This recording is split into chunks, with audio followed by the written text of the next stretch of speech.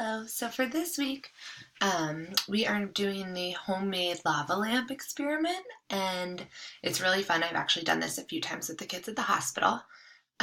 So for the homemade lava lamp, I'm starting with a large clear jar. It's actually just a mason jar, and some vegetable oil here. I have some food dye packets here, and Alka-Seltzer, the tablets. So to start, while I'm opening some of this stuff up, I am going to fill up the mason jar about 1/4 of the way with some water. So it looks about good. So now my mason jar just has some water down on the bottom of it. And then what I am going to do next is I'm going to take the vegetable oil. I'm going to open it. And then I'm going to fill up the rest of the mason jar with vegetable oil, but I'm going to leave about, again, 1/4 of the remaining space left at the top. So it'll be filled to about here, to about there, just so that there's some room at the top of the mason jar as well. So I'll go ahead and start pouring. And you can see as I'm pouring, the oil is sitting on top of the water, and that has to do with the density is causing this layered effect here. So there we go. We'll let those air bubbles kind of settle out for a minute. But that is, you can see all of the oil is sitting on top and all of the water is sitting on the bottom. And so then the next instructions are to take our food dye here.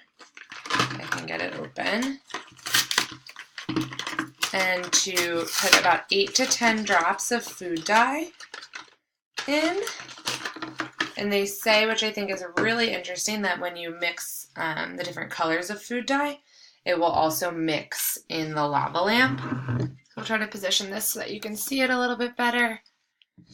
And I'm going to do a few drops of green.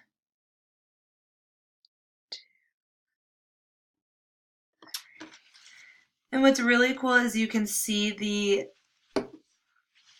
actually see the dye going down in kind of these perfect spheres and then settling right at the level where the oil and the water change, and then slowly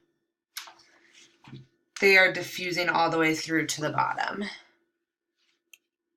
Which, interestingly enough, they are staying in their perfect spheres. I thought they would have mixed in with the water a little bit more. So there we go. So there are all my colors mixed in there.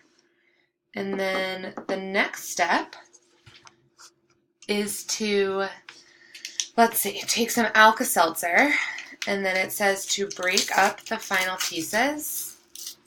And it says this works best if you use a few Alka-Seltzer tablets. So I have 2 here, and I am just breaking them into pieces. One actually broke as I took it out of the package. Whoop. There we go. So I've got a few broken up tablets in my hand here, and I'll again lower the screen so you can see what's going on. Oh, there we go. The colors are starting to blend in with the water there. You can see kind of on this side all the blues and the greens. So then what I'm going to do is I'm going to add the Alka-Seltzer and see what happens.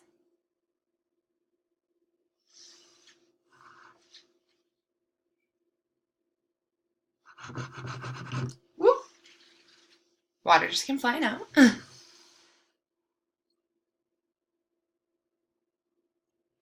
That's super cool.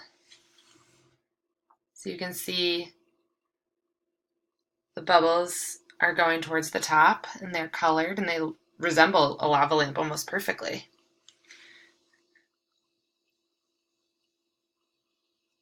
And they're coming back down. They're going up a bit faster than they are coming back down. But there you go.